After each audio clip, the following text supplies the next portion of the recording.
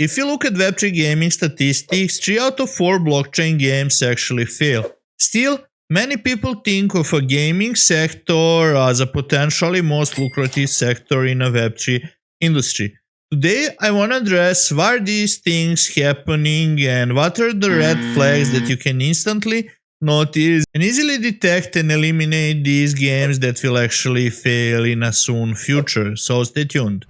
Hello everyone, I'm Željko and welcome to CryptoGrid channel. So the statistics to which I came across is very interesting, and the sad fact is that even that 1/4 of the games that survives, if you look at their charts, they are actually not looking promising in a long run very often. Still, if you hear crypto influencers speaking about their portfolios, what they invest into, you will always hear that some part of that portfolio is always a gaming sector.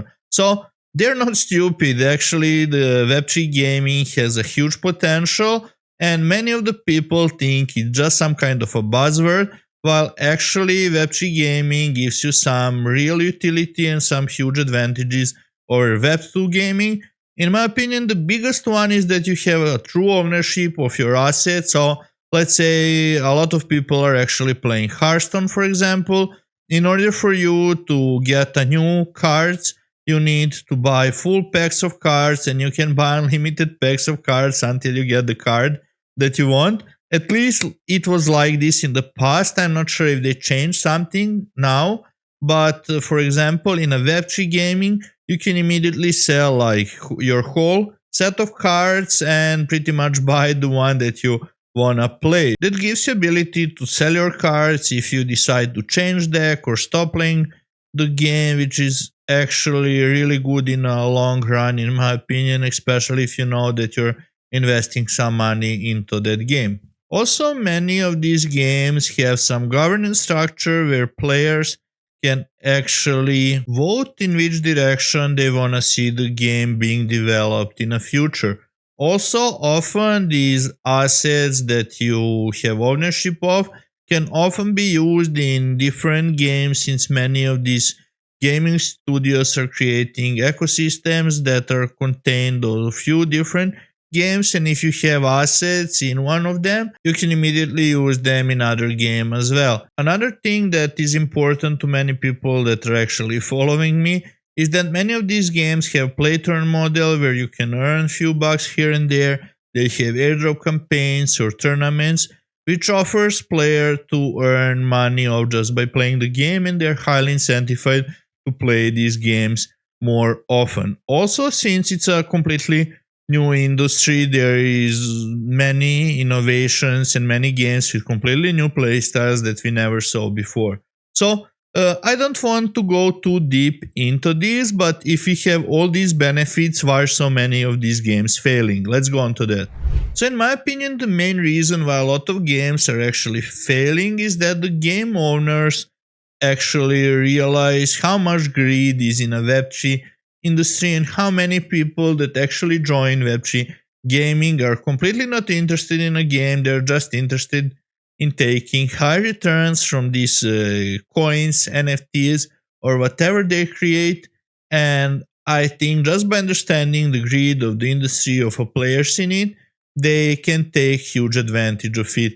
In the past, it was much easier to raise funding for these games than it is today, and many of these games actually raised ridiculous amount of funding with getting like zero adoption. Many of these games were also in really early stage of development, and they literally showed no progress or anything, and they were still perceived as a games that have a huge potential future. I think this actually hindered all potentially good games that are incoming, since to a lot of people when you mention Web3 gaming, it has a bad connotation to them. So looking at financial aspects of the game, there's a lot of them that are organizing airdrop campaigns, and you have a huge activity of players when you have an airdrop campaign, but once it's over, like majority of these players actually leave the game. Also, the games that have play turn model, many of them have tons of bots, and like it's very difficult to spot them and eliminate them, and this pretty much decreases the rewards for regular players, and actually it extracts value of this game, since majority of these people that are botting, they will immediately sell these tokens to either stable coins, either Bitcoin or Ethereum or something like that. So pretty much they won't reinvest the money that they earn in the game into that game again, as regular players would probably do. Also, many of the games have a lot of early stage investors that are also just trying to take the assets out, to take some returns, which they would reinvest into something else and repeat the process over and over again. So the sustainability of the games is actually one of the biggest problems from various different aspects. And we all know that in a Web3 space, once you see a downward chart, it's pretty much called a dead coin chart, and it's very difficult to return on a right track once you start seeing that pattern. Another issue is, if you look at the gaming sector and its ups and downs, you can see that infrastructure plays like Immutable, Ronin, Beam, Super are performing much better than the individual game tokens itself. And one of the reasons is we still don't have one game that made like a super boom that completely separated itself from all the other games in the industry.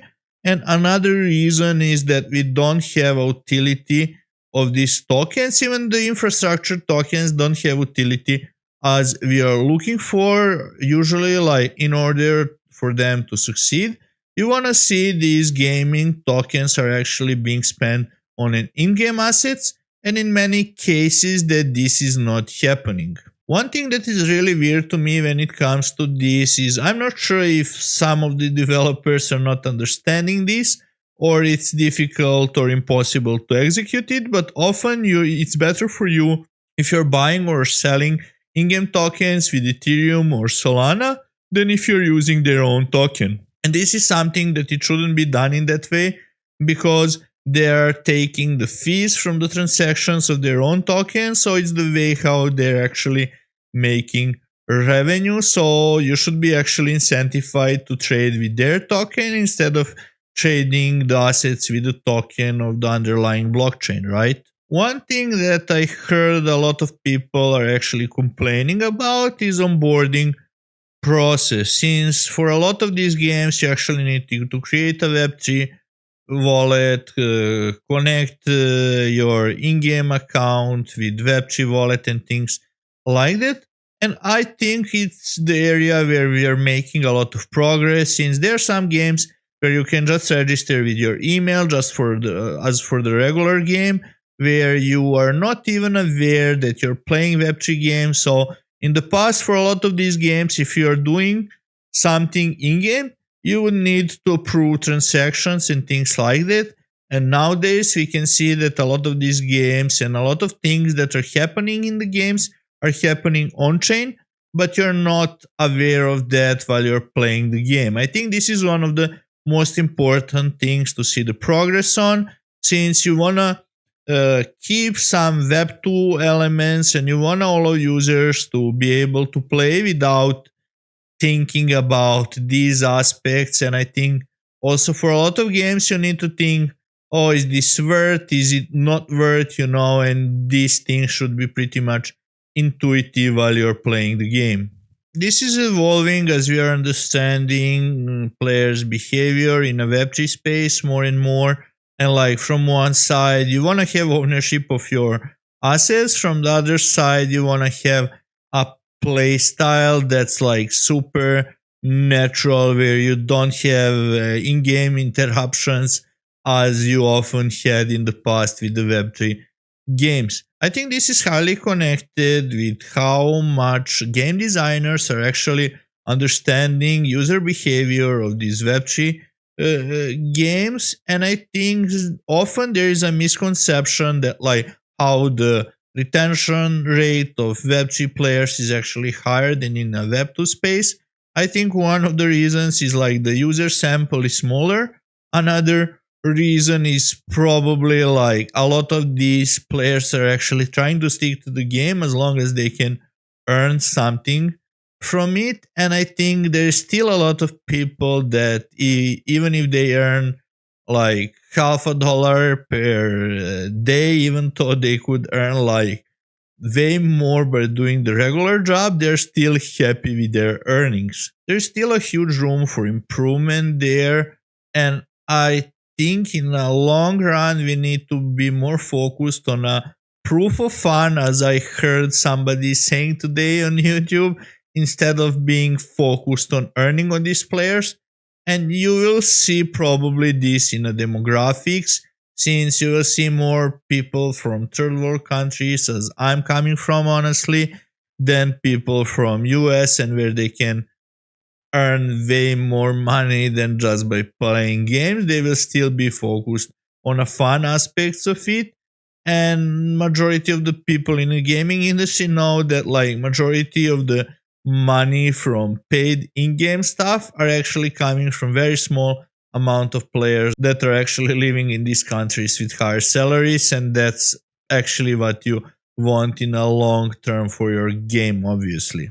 Overall, I think there are areas where it's great, for example in TCG games, and I think as for the all other segments of Web3, there are some areas where you can implement it in a great way and it can benefit the industries in particular way, and for some others it hinders it, right?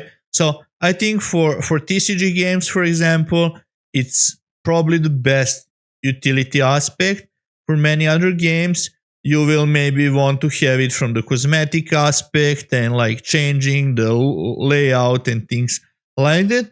But in some games, if you affect the stats of the characters, for example, and things like that, it will actually hinder the game performance in a long run, since it will either be like pay to win, or it will remove the fairness from the game, which actually like ruins the game in a long run. So when you're looking at Web3 games, make sure to check all the factors that I mentioned today. I think still many of the game designers don't have awareness of what's succeeding, what's not succeeding. I think sometimes that many of them didn't do a good market research before they actually started developing the game, and it's something that you should definitely take into consideration.